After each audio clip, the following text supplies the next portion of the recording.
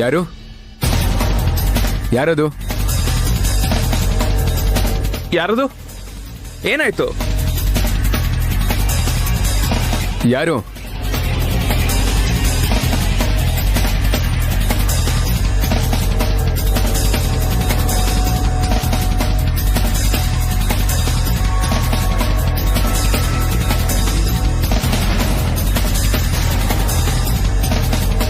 ಏನಾಯ್ತು? ಯಾರು? ಯಾರದು? ಏನಾಯ್ತು?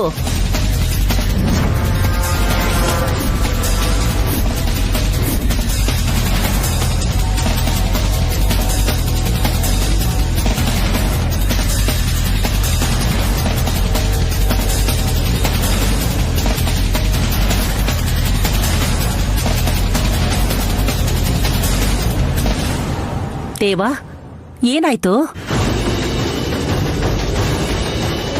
ನನಗೂ ಅದೇ ಅರ್ಥ ಆಗ್ತಾ ಇಲ್ಲ ಇಂದು.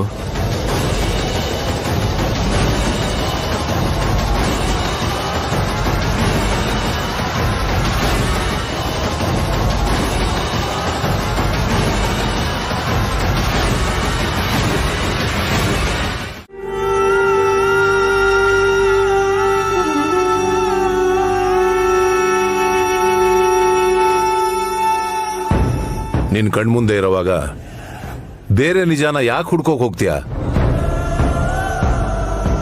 ಮುಸ್ಕು ಹಾಕೊಂಡು ಅವ್ರ ರೂಮಲ್ಲಿ ಹೋಗಿದ್ ನಾನೇ. ವೈದೇಹಿ ಹಿಡಿಯೋಕ್ ನೋಡಿದಾಗ ತಪ್ಪಿಸ್ಕೊಂಡವನು ನಾನೇ. ಈಗ ಸಿಕ್ಕಾಕೊಂಡಿರೋನು ನಾನೇ. ಇದೇ ನಿಜ. ನಿಜ.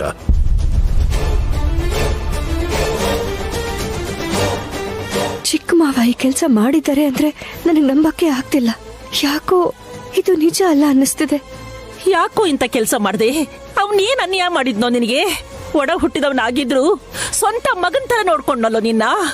ಅವನಿಗೆ ಕೆಟ್ಟದ್ದು ಮಾಡ್ಬೇಕು ಅನ್ನೋ ಬುದ್ಧಿ ನಿನಗೆ ಯಾಕೋ ಬಂತು? ಇನ್ನೇನ್ ಮಾಡ್ಬೇಕು? ಇಬ್ಬರು ಮಕ್ಕಳಿಗೆ ಜನ್ಮ ಕೊಟ್ಟೆ. ದೊಡ್ಡವನಿಗೆ ಅಧಿಕಾರನ ಕೊಟ್ಬಿಟ್ಟೆ. ನನಗೆ ಬರೀ ಚಾಕರಿ ಮಾಡೋದು ಕೊಟ್ಟೆ.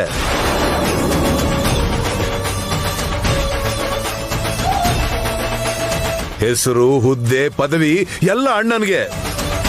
ನಾನು ಕೈ ಕಟ್ಕೊಂಡು ಅವನ ಹಿಂದೆ ಕೆಲಸದ ತರ ತಿರುಗಬೇಕು. ಇಬ್ರು ನಿನ್ನ ಹೊಟ್ಟೆಯಲ್ಲೇ ಹುಟ್ಟಿದ್ದು. ಆದ್ರೂ ನನ್ಗೆ ಯಾಕೆ ಈ ಗತಿ? ಚಿಕ್ಕ ಮಗನಾಗಿ ಹುಟ್ಟೋದು ನನ್ ತಪ್ಪ. ಆಯ್ತು, ಈ ಚಾಕರಿ ನನ್ನಿಂದ ಮುಗಿಯುತ್ತೆ, ನನ್ನ ಮಗನಿಗೆ ಈ ಗತಿ ಬರಲ್ಲ ಅಂತ ಅನ್ಕೊಂಡ್ರೆ ಅವನಿಗೂ ನನ್ನ ಪರಿಸ್ಥಿತಿನೇ.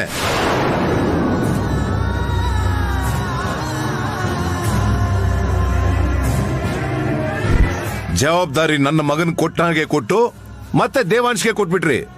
ಅದಕ್ಕೆ ಅಣ್ಣನೇ ಇಲ್ದಿರೋ ಹಾಗೆ ಮಾಡ್ಬೇಕು ಅನ್ಕೊಂಡೆ. ಆಮೇಲೆ ಈ ದೇವಾಂಶಿಂದ ಜವಾಬ್ದಾರಿ ನನ್ನ ಮಗನಿಗೆ ಬರಬೇಕು ಅಂತ ಪ್ಲಾನ್ ಮಾಡ್ಬೇಕು ಅನ್ಕೊಂಡೆ.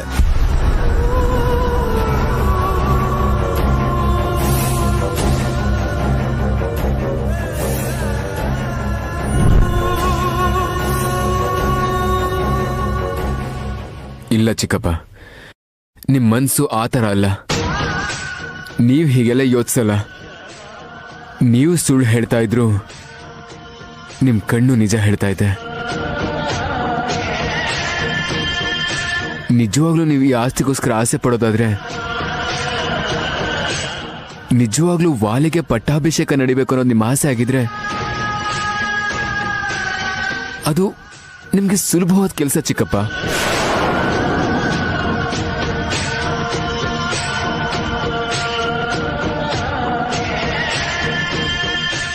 ಅಪ್ಪ,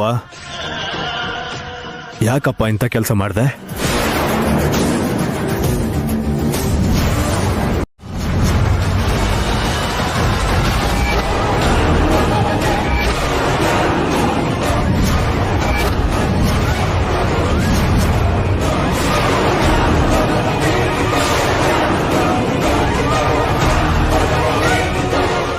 ಪಾಯ್ಸನ್ ಅಂದ್ರೆ ದೊಡ್ಡಪ್ಪಂಗೆ ವಿಷ ಹಾಕಿ ಸಾಯಿಸ್ಬೇಕು ಅನ್ಕೊಂಡ್ಯಾ?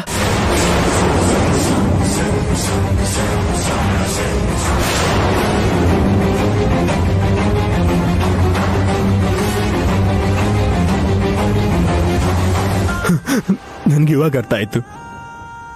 ಡಾಕ್ಟ್ರು ದೊಡ್ಡಪ್ಪನ ಬಾಡಿಯಲ್ಲಿ ಸ್ಲೋ ಪಾಯ್ಸನ್ ಇದೆ ಅಂದ್ರು. ಅದಿದೆ ಅಲ್ವಾ? ಮಾತಾಡಪ್ಪ.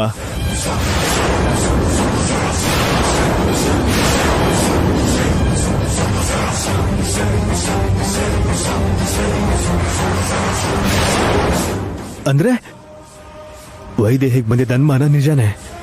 ದೊಡ್ಡಪ್ಪ ಡೈಲಿ ಹಾಲಿಗೆ ಬೆರೆಸ್ಕೊಂಡ್ ಕುಡಿತಾ ಇದ್ದಿದ್ದ ಪೌಡ್ರಲ್ಲಿ ಈ ವಿಷ ಹಾಕಿದೆ ಅಂತಾಯ್ತು.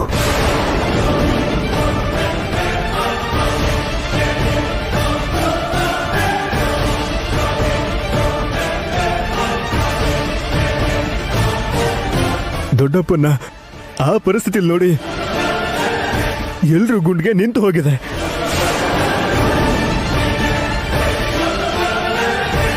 ಅದಕ್ಕೆ ಕಾರಣ ನೀನೇ ಅಂತ ಗೊತ್ತಾದ್ಮೇಲೆ ನಿನ್ನ ಅಪ್ಪ ಅಂತ ಕರೆಯೋದಕ್ಕೆ ನನಗೆ ನನ್ನ ಮೇಲೇನೆ ಅಸಹ್ಯ ಆಗ್ತಾ ಇದೆ ಗೊತ್ತಾ? ನನಗೆ ನಿನ್ನ ಮುಖ ನೋಡೋಕೆ ಇಷ್ಟ ಆಗ್ತಿಲ್ಲ. ಇನ್ಸ್ಪೆಕ್ಟರ್, ಅರೆಸ್ಟ್ ಮಾಡಿ ಕರ್ಕೊಂಡು ಹೋಗಿ ಅವ್ರನ್ನ.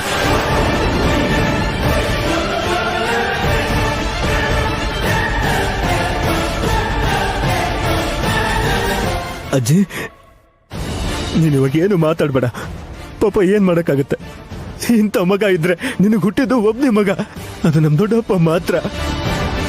ಕರ್ಕೊಂಡೋಗಿ ಸರ್, ಕರ್ಕೊಂಡೋಗಿ. ರಾಮಪ್ಪ, ಬೇಡಿ ಹಾಕಿ.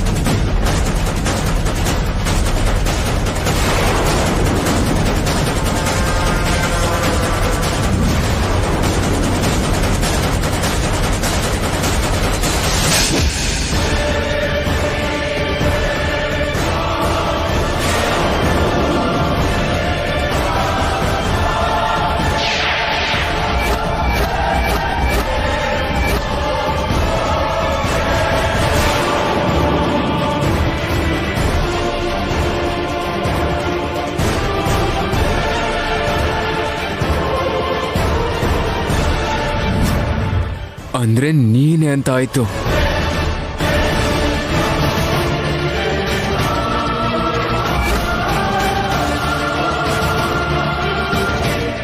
ನೀವು ಯಜಮಾನ್ರ ರೂಮಲ್ಲಿ ಏನ್ ಮಾಡ್ತಿದ್ದೀರಾ ಅಣ್ಣ? ಇಲ್ಲಿಗೆ ಯಾರು ಬರಬಾರ್ದು ಅಂತ ನಿಮ್ಗೆ ಗೊತ್ತಿಲ್ವಾ? ಏನು ಇಲ್ಲ ಬಿಡು, ಹಾಗೆ ಸುಮ್ಮನೆ ಬಂದೆ ಅಷ್ಟೇ.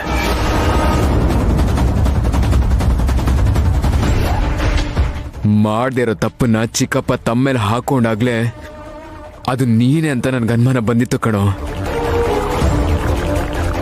ಆದ್ರೆ ಸಾಕ್ಷಿ ಬೇಕಲ್ವಾ? ಹೇಳು, ಯಾಕೆ ಹೀಗೆ ಮಾಡ್ದೆ?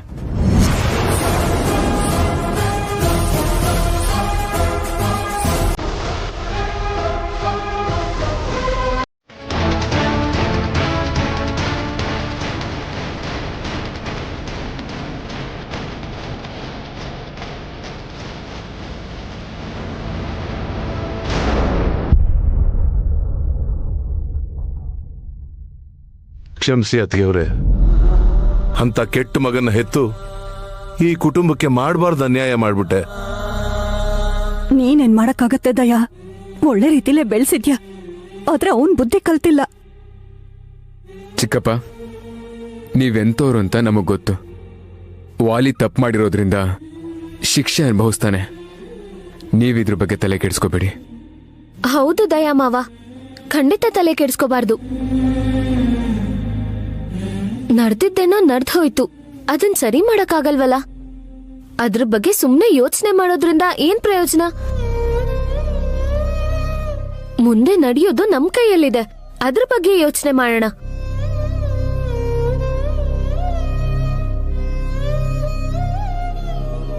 ಇವಳೊಬ್ಳು ಎಲ್ಲಾಗಿರೋ ಸಿಚುವೇಶನ್ ಏನು, ಇವಳು ಮಾತಾಡ್ತಿರೋದೇನು?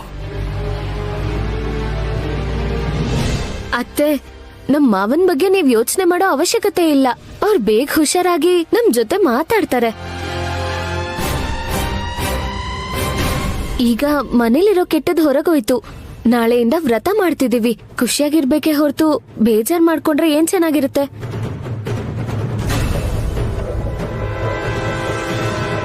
ಚಿಕ್ಕ ಹುಡುಗಿ ಆದ್ರೂ ಸರಿಯಾಗಿ ಹೇಳಿದೆ. ಬೆಳಿಗ್ಗೆ ವ್ರತ ಇದೆ, ಇನ್ಮೇಲೆ ಈ ಮನೇಲಿ ನೋವನ್ನದೇ ಇರಬಾರ್ದು. ಎಲ್ರೂ ಸಂತೋಷವಾಗಿರ್ಬೇಕು.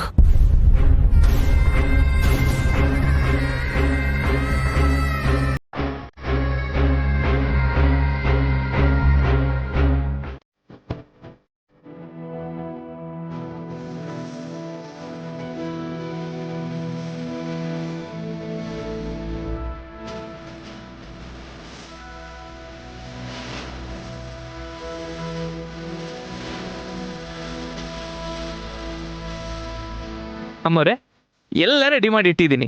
ನೀವು ಕರೆದಿರೋ ಗೆಸ್ಟ್ ಎಲ್ಲ ಬಂದ್ಮೇಲೆ ನೀವು ಪೂಜೆ ಶುರು ಮಾಡ್ಬೋದು ಅಮ್ಮವ್ರೆ. ನಮಸ್ತೆ. ಬನ್ನಿ ಬನ್ನಿ. ಚೆನ್ನಾಗಿದ್ದೀರಾ? ಹಾ, ಚೆನ್ನಾಗಿದ್ದೇನಮ್ಮ. ನಿಮ್ ಸೊಸೆ ಇಲ್ಲಿ ಕಾಣಿಸ್ತಿಲ್ವಲ್ಲ? ಬಂದ್ಬಿಡ್ತಾಳೆ. ಸರಿ, ನೀವು ಬನ್ನಿ, ಕೂತ್ಕೊಳ್ಳಿ. ಬನ್ನಿ ಬನ್ನಿ, ಇಲ್ಲಿ ಕೂತ್ಕೊಳ್ಳಿ.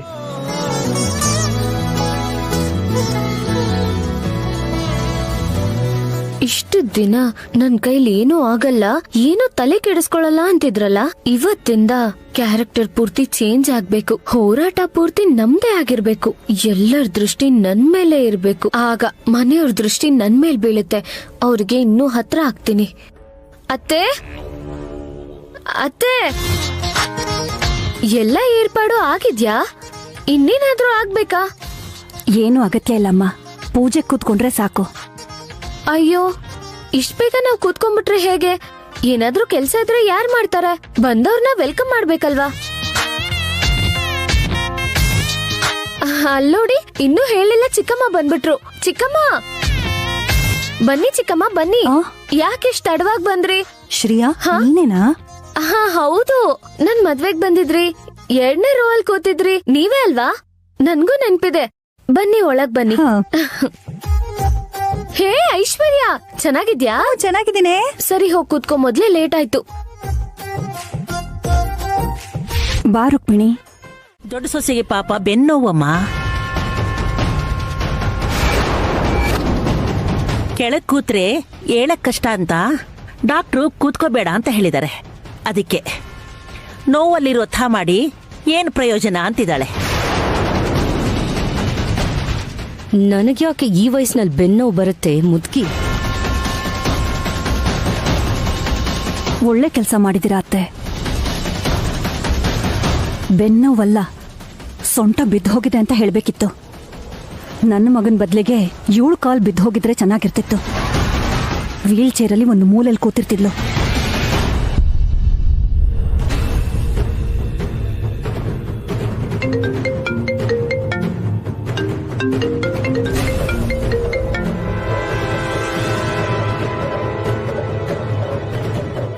ಇವನೊಬ್ಬ ಎಲ್ಲ ಇದ್ದಾಗ್ಲೇ ಕಾಲ್ ಮಾಡ್ತಾನೆ.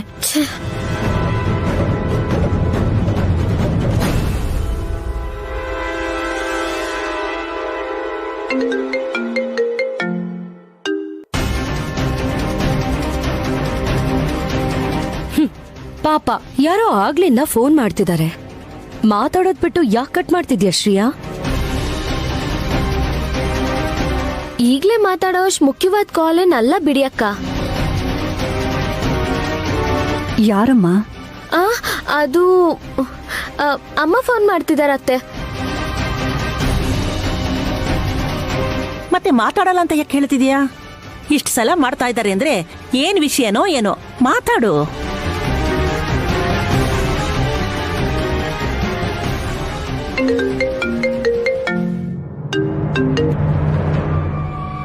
ಹಾ, ಹಲೋ ಅಮ್ಮ.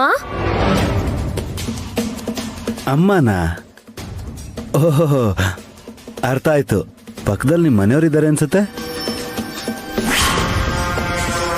ನಾನು ಹೇಳೋದನ್ನ ಸರಿಯಾಗಿ ಕೇಳಿಸ್ಕೊ ಸಾಕು. ಅಮ್ಮ ಅಮ್ಮನೇ ಅತ್ತೆ. ವ್ರತ ಹೇಗ್ ನಡೀತಿದೆ ಅಂತ ಕೇಳ್ತಿದ್ದಾರೆ. ಹಾ, ಚೆನ್ನಾಗೇ ನಡೀತಿದೆ ಅಮ್ಮ. ಇಲ್ಲೂ ಕೂಡ ಎಲ್ಲ ಸರಿಯಾಗಿ ನಡೀತಾ ಇದೆ. ಆಲ್ಬಮ್ ಸಾಂಗ್ಗೆ ನಾನೇ ಮ್ಯಾನೇಜರ್ ಆಗಿ ಸೆಲೆಕ್ಟ್ ಆಗಿದ್ದೀನಿ. ನೀನೇ ಲೀಡು. ಅದೇನಿಲ್ಲ, ಚಿಕ್ಕದಾಗೊಂದು ಲುಕ್ ಟೆಸ್ಟ್ ಇದೆ. ಒಂದ್ ಅರ್ಧ ಗಂಟೆ ಆಫೀಸಿಗೆ ಬಂದು ಹೋದ್ರೆ ಸಾಕಷ್ಟೇ.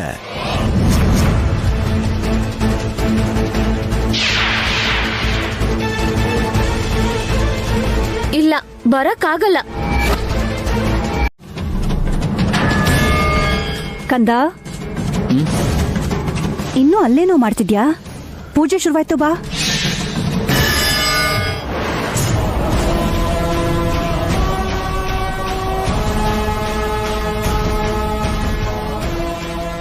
ಬರ್ತಾ ಇದ್ದೀನಮ್ಮ.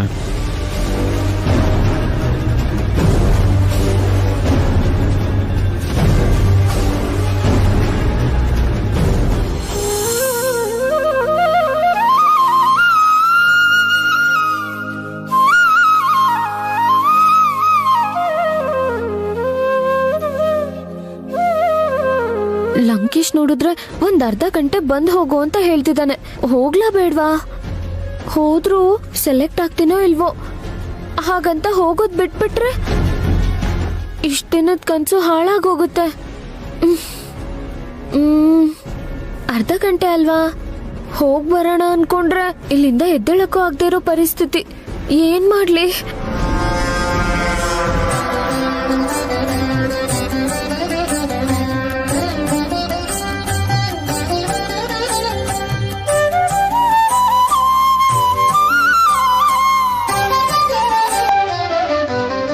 ಕೌಸಲ್ಯ, ಆ ಸೀರೆ ನಿನ್ ಚಿಕ್ಕ ಸೊಸೆ ಕೊಡು.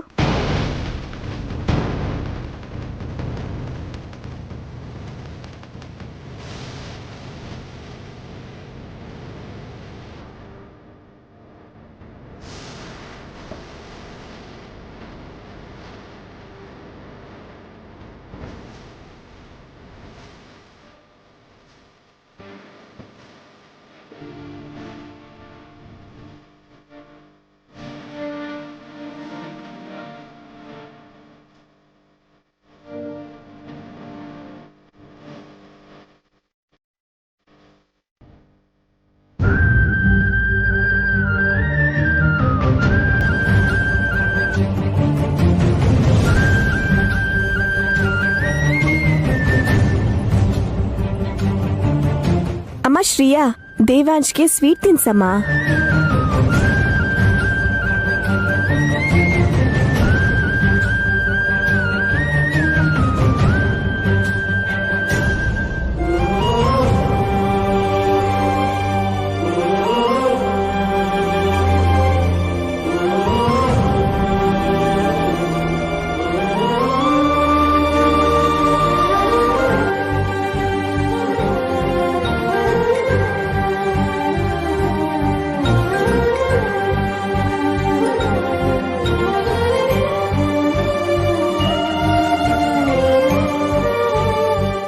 ಬೇಡ.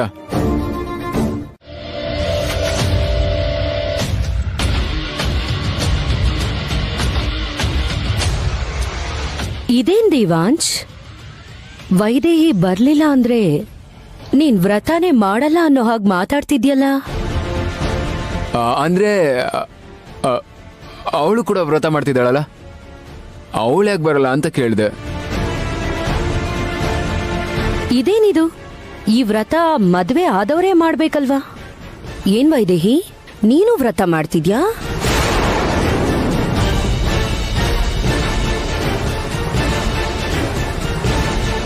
ಅಂದ್ರೆ ಅವನು ಗೊತ್ತಿಲ್ಲ ಅಲ್ವಾ? ವೈದೇಹಿನೂ ಕೂಡ ವ್ರತ ಮಾಡಿರ್ಬಹುದು ಅಂತ ಕೇಳ್ತಿದ್ದಾನೆ. ನನ್ಗೆ ಗೊತ್ತಿಲ್ಲ, ಎಲ್ಲ ಗೊತ್ತಮ್ಮ. ಮದ್ವೆ ಆದವ್ರೇ ಮಾಡ್ಬೇಕು ಅಂತ. ಮದ್ವೆ ಆದವ್ರೆಲ್ಲೇನ್ ಮಾಡಲ್ವಲ್ಲ, ಹಾಗೆ ಮದ್ವೆ ಆಗದೇ ಇರೋರು ಮಾಡ್ತಿದಾರೇನೋ ಅಂತ ಕೇಳಿದೆ ಅಷ್ಟೇ. ನಿನ್ನ ಬಗ್ಗೆನೇ ಹೇಳ್ತಾ ಇರೋದು. ಗೊತ್ತು. ಸುತ್ತಿ ಬಳಸಿ ನನ್ನ ಹತ್ರನೇ ಬರುತ್ತಲ್ಲ, ಅಷ್ಟಕ್ಕೂ ಇವನ್ ಯಾಕೆ ವ್ರತ ಮಾಡ್ತಿದ್ದಾನೆ? ವೈದೇಹಿ ದೇವಸ್ಥಾನಕ್ಕೆ ಬರಲ್ಲ ಅಂದಿದ್ದಕ್ಕೆ ಇವನ್ ಯಾಕೆ ಅಷ್ಟು ಗಾಬರಿ ಮಾಡ್ಕೋತಿದ್ದಾನೆ? ಇಷ್ಟರಲ್ಲೇ ಎಲ್ಲ ತಿಳ್ಕೊತೀನಿರು. ವ್ರತ ಮಾಡದಿದ್ರೇನಾಯ್ತು, ಸುಮ್ನೆ ಜೊತೆಗ್ ಬರ್ತಾಳೆ. ಹೌದು ವೈದೇಹಿ, ಅತ್ಗೆ ಹೇಳಿದ ಮಾತಿಗೆಲ್ಲ ನಿನ್ನೇನ್ ತಲೆ ಕೆಡ್ಸ್ಕೊಳಕ್ ಹೋಗ್ಬೇಡ. ನೀನ್ ಆರಾಮಾಗಿ ದೇವಸ್ಥಾನಕ್ಕೆ ಬಾ. ಇಲ್ಲ, ನಾನ್ ಬರ್ತಾ ಇಲ್ಲ. ನಾನ್ ಮನೇಲೇ ಇರ್ತೀನಿ. ಬೇಗ ಬಾಮ್ಮ, ಲೇಟ್ ಆಗ್ತಿದೆ. ಬರ್ತಿದ್ದೀನಿ ಅತ್ತೆ. ಯಾಕಮ್ಮ ಇನ್ನೂ ರೆಡಿ ಆಗಿಲ್ಲ? ಬೇಗ ಹೋಗಿ ರೆಡಿ ಆಗು. ಅತ್ತೆ, ನಾನು ದೇವಸ್ಥಾನಕ್ಕೆ ಬರ್ತಾ ಇಲ್ಲ.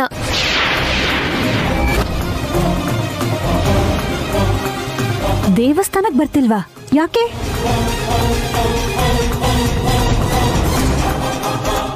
ನೀನ್ ದೇವಸ್ಥಾನಕ್ಕೆ ಬರ್ದೇ ಇದ್ರೆ ವ್ರತ ಹೇಗ್ ಮುಗೀತೆ? ಆಹಾ, ದೇವಸ್ಥಾನಕ್ಕೆ ಬರಲ್ಲ ಅನ್ಲಿಲ್ಲ ಅಜ್ಜಿ. ನಿಮ್ ಜೊತೆ ಬರಕ್ಕಾಗಲ್ಲ ಅಂತ ಹೇಳ್ದೆ. ಮೊದ್ಲು ನೀವ್ ಹೋಗಿ, ನಾನು ಆಮೇಲೆ ಬರ್ತೀನಿ. ಯಾಕಮ್ಮ, ಎಲ್ರೂ ಒಟ್ಟಿಗೆ ಹೋಗೋಣ. ಈಗ ನೀನಿಲ್ಲಿದ್ದು ಮಾಡ್ಬೇಕಾಗಿರೋ ಕೆಲ್ಸ ಏನಿದೆ? ಅತ್ತೆ ಅವ್ರ ಜೊತೆನೆ ಹೋಗು. ಇಲ್ಲೇನ್ ಕೆಲ್ಸ ಇಲ್ಲ ಅಕ್ಕ. ಎಲ್ಲರಿಗೂ ಹೊಸ ಬಟ್ಟೆ ಸಿಕ್ತು, ಅವ್ರಿಗೆ ಸಿಕ್ಕಿಲ್ವಲ್ಲ. ಅದಕ್ಕೇನೆ ಅರ್ಧ ಗಂಟೆ ಟೈಮ್ ಕೊಟ್ರೆ ಶಾಪ್ಗೆ ಹೋಗಿ ಶರ್ಟ್ ತಗೊಂಡು ಅಲ್ಲಿಂದ ದೇವಸ್ಥಾನಕ್ಕೆ ಬರ್ತೀನಿ.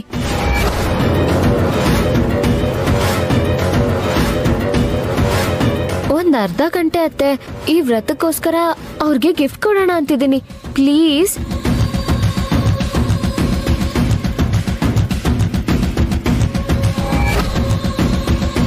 ಹೋಗ್ಬಾಮ್ಮ. ಇಷ್ಟು ಪ್ರೀತಿ ತೋರಿಸ್ತಾ ಇದೆ ಅಂತ ಗೊತ್ತಾದ್ರೆ ದೇವಾಂಶ್ಗೆ ಖುಷಿ ಆಗತ್ತೆ. ಹಾಗೆ ಸಂತೋಷದಲ್ಲಿ ತೇಲಾಡ್ತಾನೆ. ಹೌದು, ಅವನು ಸಂತೋಷವಾಗಿದ್ರೆ ಅಲ್ವಾ ನಮ್ಮೆಲ್ರಿಗೂ ಖುಷಿ ಆಗೋದು. ಸರಿ, ಬೇಗ ಹೋಗಿ ಬಂದ್ಬಿಡ್ರಮ್ಮ. ವೈದೇಹಿನ್ ಕೂಡ ಜೊತೆಲ್ ಕರ್ಕೊಂಡು ಹೋಗು. ಅಕ್ಕನೂ ಬರ್ತಾಳತ್ತೆ. ಅಕ್ಕ ಇಲ್ಲ ಅಂದ್ರೆ ಹೇಗೆ? ಏನೇನ್ ಅರ್ಥ ಮಾಡ್ಕೋಬೇಕು ನಾನು? ಈಗಾಗ್ಲೇ ನೀನ್ ಮಾಡಿರೋ ಕೆಲ್ಸಗಳಿಂದ ಎಷ್ಟು ತೊಂದರೆಗಳಾಗಿದೆ ಗೊತ್ತಾ? ಅಷ್ಟಕ್ಕೂ ಈಗ ಅಂತ ಮುಖ್ಯವಾಗಿರೋ ಕೆಲ್ಸ ಏನ್ ಹೇಳು? ಬೇಕು ಅಂದ್ರೆ ಅದೇನೋ ನಾನೇ ಮಾಡ್ತೀನಿ. ನೀನ್ ದೇವಸ್ಥಾನಕ್ಕೆ ಹೋಗು. ಅಯ್ಯೋ ಅಕ್ಕ, ನಿನ್ ಕೈಲಾಗಿದ್ರೆ ನಿನ್ಗೆ ಹೇಳ್ತಿದ್ನಲ್ಲ, ನಾನೇ ಹೋಗ್ಬೇಕು. ಏನು ಮತ್ತೆ ಆ ಲಂಕೇಶ್ ಏನಾದ್ರೂ ಫೋನ್ ಮಾಡಿದ್ನಾ?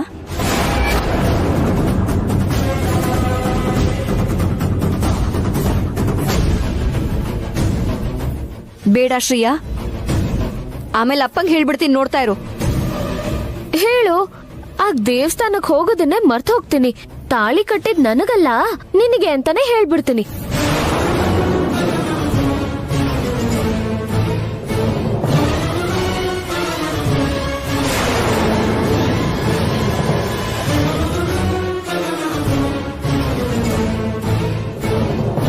ಹುಚ್ಚಿಡ್ದಿದ್ಯಾ ನಿನ್ಗೆ?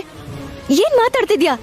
ಮತ್ತಿನ್ನೇನಕ್ಕ, ದೇವಸ್ಥಾನಕ್ ಬರ್ತೀನಿ ಅನ್ನಲ್ಲ, ವ್ರತ ಮಾಡ್ತೀನಿ ಅನ್ನಲ್ಲ, ಯಾಕೆ ಸುಮ್ನೆ ಹಠ ಮಾಡ್ತಿದ್ಯಾ? ಅದ್ ಹಾಗಲ್ವೇ. ಮಾತಾಡಿದ್ ಸಾಕು.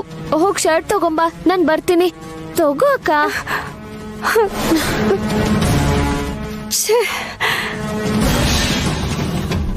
ಮತ್ತೆ ಏನ್ ಸಮಸ್ಯೆ ಆಗುತ್ತೋ ಏನೋ.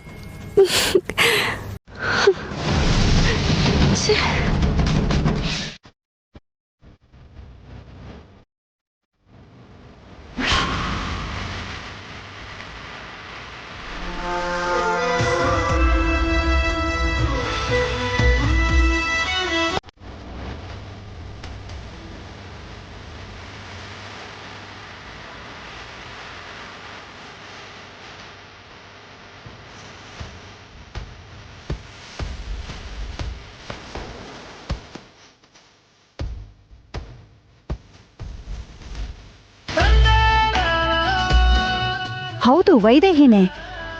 ಅಲ್ಯಾಕೆ ನಿಂತ್ಕೊಂಡಿದ್ದಾಳೆ? ಕೇಳೋಣ ಬನ್ನಿ. ಒಂದ್ ನಿಮಿಷ ಇರಿಯತ್ತೆ. ನಮಗೋಸ್ಕರ ಬಂದಿದ್ರೆ ನಮ್ಮ ಹತ್ರ ಬರ್ತಿದ್ಲು. ಅವಳು ಯಾರಿಗೋಸ್ಕರ ಬಂದಿದ್ದಾಳೋ ಏನೋ. ಇನ್ಯಾರಿಗೋಸ್ಕರ ಬರ್ತಾಳೆ ನಿನ್ ತಲೆ? ಶ್ರೀಯಾ ವೈದೇಹಿ ಒಟ್ಟಿಗೆ ಬಂದಿರ್ತಾರೆ. ಇಲ್ಲಿ ನಾವ್ ಹೇಗೆ ಅವ್ರು ಕಾಯ್ತಾ ಇದೀವೋ ಅವರು ನಮಗೋಸ್ಕರ ಅಲ್ಲಿ ಕಾಯ್ತಿರ್ಬಹುದೇನೋ. ಹಾಗಾದ್ರೆ ಶ್ರೇಯಾ ಎಲ್ಲಿ?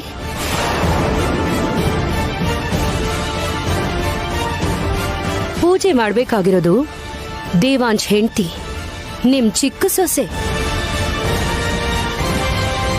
ಮತ್ತವಳ ಅಕ್ಕ ಬಂದಿದ್ದಾಳಲ್ಲ, ತಂಗಿ ಎಲ್ಲೋದ್ಲು?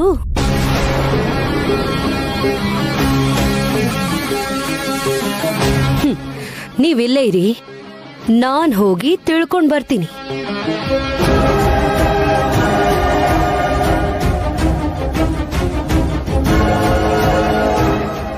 ಇವಳು ಬದ್ಲಾಗಲ್ಲ. ಅವರಿಬ್ರು ಬಂದಿರ್ತಾರೆ, ನೀನ್ ಯೋಚಿಸ್ಬೇಡ.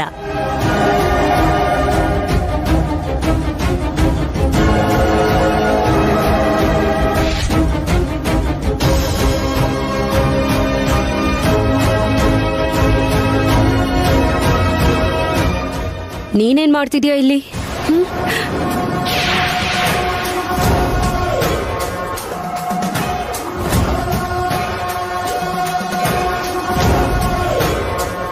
ಕೇಳ್ತಿರೋದು ನಿನ್ನನ್ನೇ. ನಿನ್ ತಂಗಿ ಎಲ್ಲಿ? ನಿನ್ ತಂಗಿ ಬದಲು ನೀನ್ ಪೂಜೆ ಮಾಡ್ಬೇಕು ಅಂತ ಬಂದ್ಯಾ? ಅಲ್ಲ, ನಿನ್ ತಂಗಿ ಗಂಡನ್ಗೋಸ್ಕರ ನೀನ್ ಯಾಕೆ ಪೂಜೆ ಮಾಡ್ಬೇಕು? ಯಾಕೇನು ಮಾತಾಡ್ತಿಲ್ಲ? ಅಲ್ಲಿ ನಿನ್ ತಂಗಿಗೋಸ್ಕರ ಎಲ್ರೂ ವೇಟ್ ಮಾಡ್ತಿದ್ದಾರೆ. ಶ್ರೀ ಗುರವೇ ನಮಃ. ಸರಸ್ವತಿ ನಮಸ್ತುಭ್ಯಂ ವರದೇ ಕಾಮರೂಪಿಣಿ. ವಿದ್ಯಾರಂಭಂ ಕರಿಷ್ಯಾಮಿ ಸಿದ್ಧಿರ್ಭವತು ಮೇ ಸದಾ. ಹಿರಣ್ಯವರ್ಣಾಂ ಹರಿಣೀಂ ಸುವರ್ಣರಜತಸ್ರಜಾಂ ಚಂದ್ರಾಂ ಹಿರಣ್ಮಯೀಂ ಲಕ್ಷ್ಮೀಂ ಜಾತ ವೇದೋ ಮಮಾವಹ ತಾಂ ಆವಹ ಜಾತ ವೇದೋ ಲಕ್ಷ್ಮೀಂ ಅನುಪಗಾಮಿನೀಂ ಯಸ್ಯಾಂ ಹಿರಣ್ಯಂ ವಿಂದೇಯಂ ಕಾಮಶ್ವಂ ಪುರುಷಾನಹಂ ಅಶ್ವಪೂರ್ವಾಮೃತಮಿ. ಇಲ್ಲಿ ನೋಡಮ್ಮ, ಈ ದಂಪತಿಗಳನ್ನ ನೀವ್ಯಾಕೆ ದೂರ ಮಾಡಬೇಕು ಅಂತಿದ್ರೋ ಗೊತ್ತಿಲ್ಲ, ಆದ್ರೆ ದಾಂಪತ್ಯ ಬಾಂಧವ್ಯನ ಈ ರೀತಿ ಬೇರ್ಪಡಿಸೋದು ಸರಿಯಲ್ಲ ತಾಯಿ. ಹೋಮ ಮಾಡೋದಕ್ಕಿಂತ ಮೊದಲು ಒಂದ್ಸರಿ ಯೋಚನೆ ಮಾಡಿ ನೋಡಮ್ಮ.